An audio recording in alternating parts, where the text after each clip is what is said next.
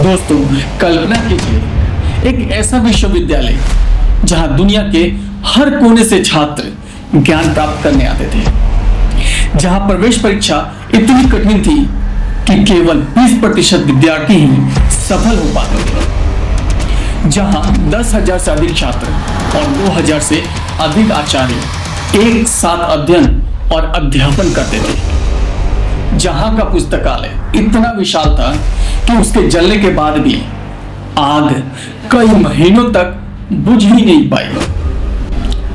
लेकिन फिर एक ऐसा दिन आया जब यह विश्वविख्यात ज्ञान का मंदिर राख में बदल गया।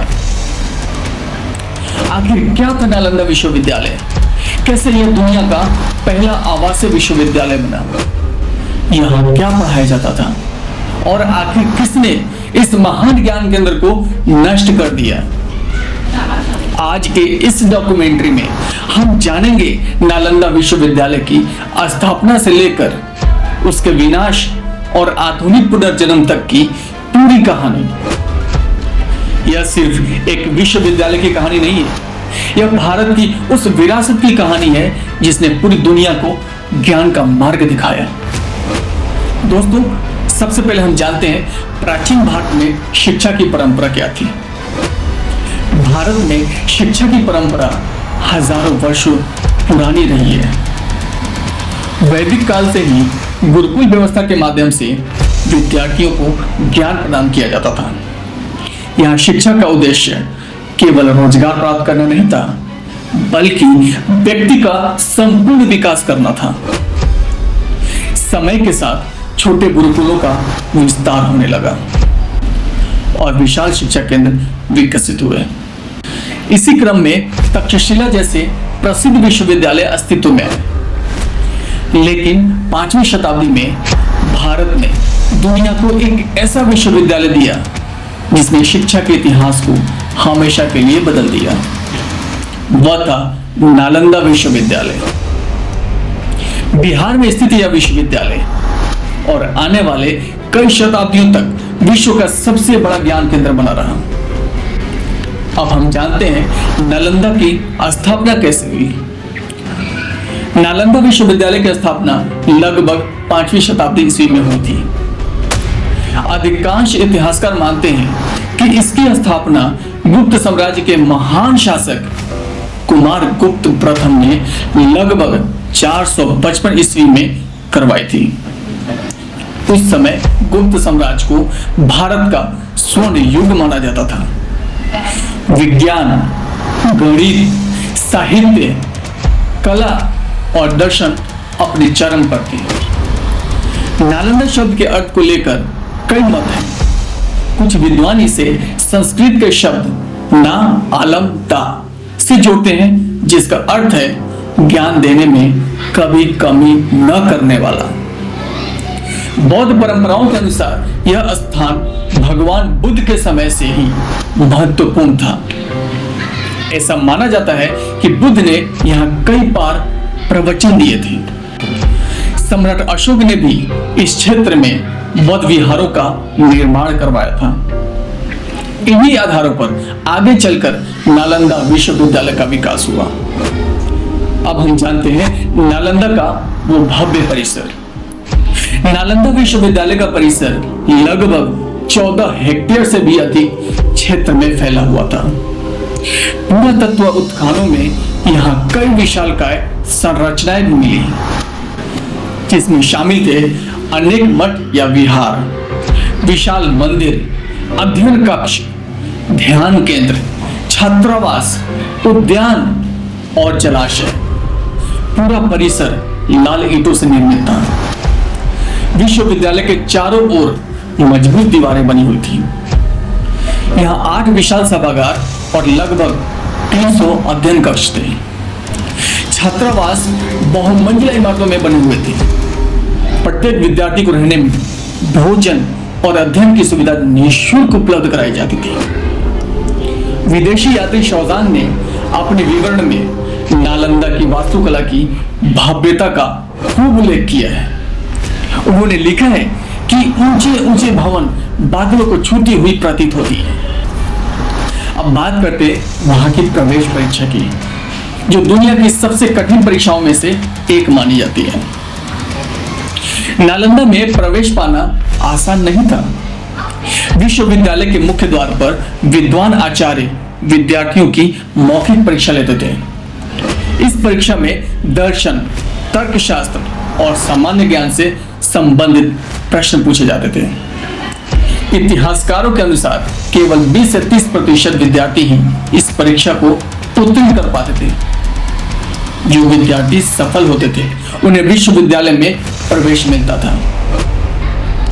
यह कठोर चयन प्रक्रिया नालंदा की शैक्षणिक गुणवत्ता को बनाए रखने के लिए एक प्रमुख कारण था। यह दर्शाता है कि प्राचीन भारत में भी शिक्षा के उच्च मानक स्थापित थे। अब हम जानते हैं कि नालंदा विश्वविद्यालय में क्या पढ़ाया जाता था।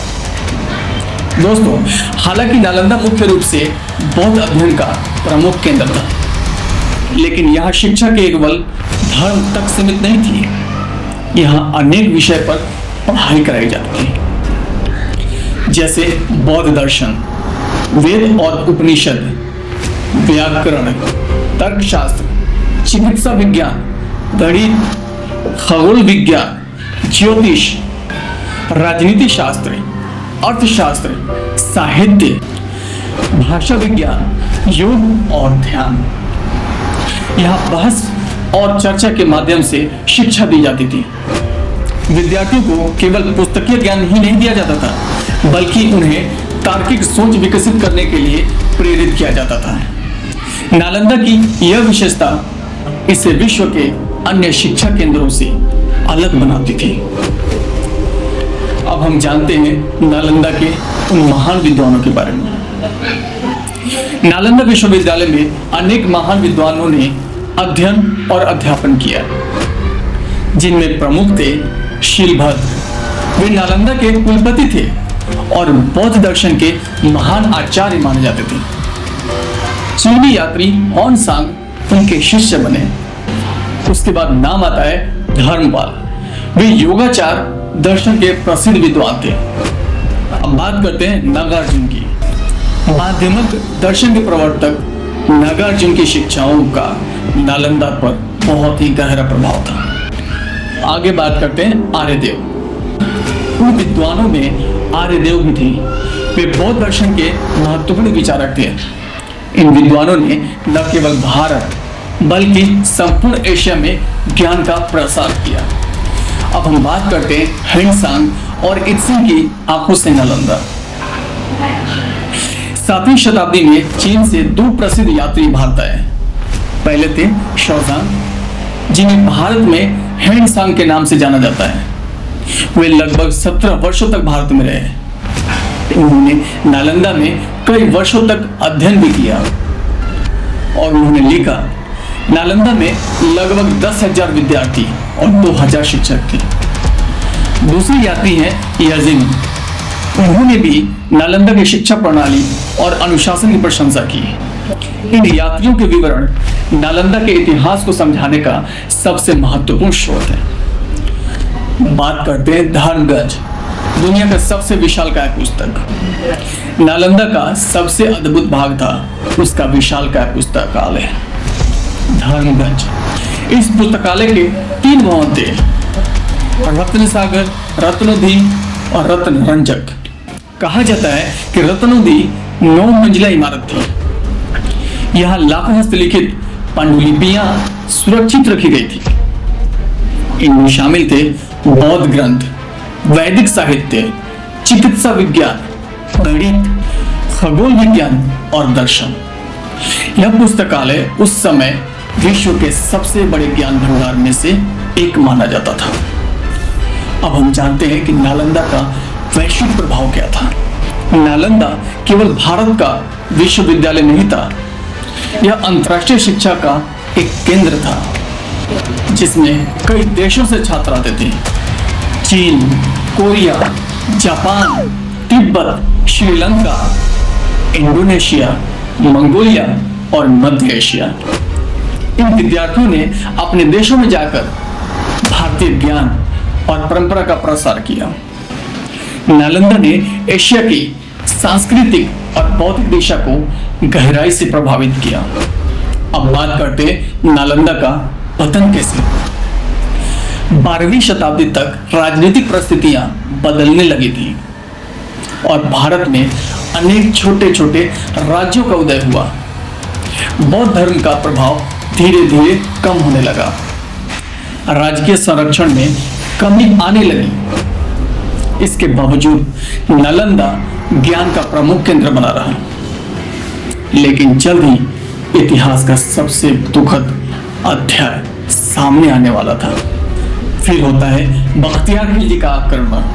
लगभग 1193 ईस्वी में तुर्क सेनापति मोहम्मद बख्तियार खिलजी ने बिहार पर आक्रमण कर दिया।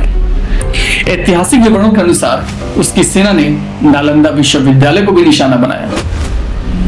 विश्वविद्यालय के मठों और पुस्तकालयों को आग के हवाले कर दिया। हजारों बहुमूल्य पांडुलिपियों को नष्ट कर दिया गया। हजारों बहुमूल्य पांडुलिपियां नष्ट हो गईं। कई विद्वानों और भिक्षुओं की हत्याएं कर दी गई। कहा जाता है कि पुस्तकालय में लगी हुई आग कई महीनों तक जलती रही। हालांकि इस घटना के कुछ विवरणों को लेकर इतिहासकारों में मतभेद है, लेकिन यह निर्विवाद है कि इस आक्रमण के बाद नालंदा कभी अपने पुराने स्वरूप में वापस नहीं आ सका। भारत के सबसे महान शिक्षा केंद्रों में से एक नालंदा का अंत हो गया।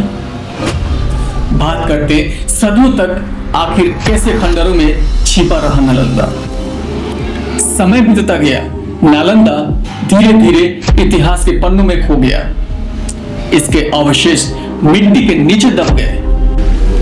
19वीं शताब्दी में ब्रिटिश पुरातत्वविदों ने इसके खंडरों की खोज शुरू की। बाद में पुरातात्विक उत्खननों में नालंदा की भव्यता के अनेक प्रमाण प्राप्त हुए। इन खोजों ने दुनिया को फिर से नालंदा की महानता से परिचित करवाया।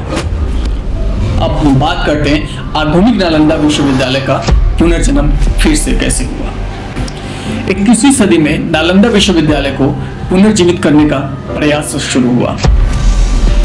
2010 में आधुनिक नालंदा यूनिवर्सिटी की स्थापना हुई।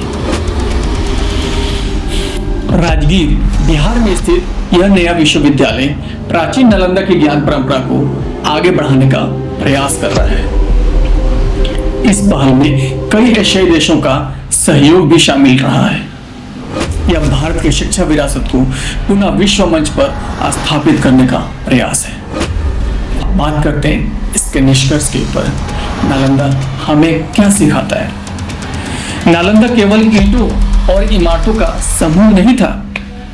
यह ज्ञान, सहिष्णुता और वैश्विक सहयोग का प्रतीक था। यह हमें सिखाता है कि किसी भी सभ्यता की वास्तविक शक्ति उसकी सैन्य ताकत में नहीं, बल्कि उसके ज्ञान में होती है। नालंदा का विनाश केवल एक विद्यालय का अंत नहीं था, यह मानवता की बौद्धिक विरासत की अपूर्णीय क्षति थी। लेकिन कहते हैं कि विचार कभी नष्ट नहीं होते हैं। आज भी नालंदा की कहानी हमें प्रेरित करती है, सीखने के लिए और प्रश्न पूछने के लिए, ज्ञान को मानवता की सबसे बड़ी शक्ति मानने के लिए। दोस्तों, अगर आपको नालंदा विश्वविद्यालय की यह अविश्वसनीय कहानी प्रेरणादायक लगी हो तो इस वीडियो को लाइक कर दीजिए, चैनल को सब्सक्राइब कर दीजिए और साथ ही साथ कमेंट में बताइए, अगर नालंदा विश्वविद्यालय आज भी अपने मूल स्वरूप में होता तो क्या भारत दुनिया का सबसे बड़ा शिक्षा का केंद्र नहीं होता। मिलते हैं अगले ऐतिहासिक यात्रा में। जय हिंद।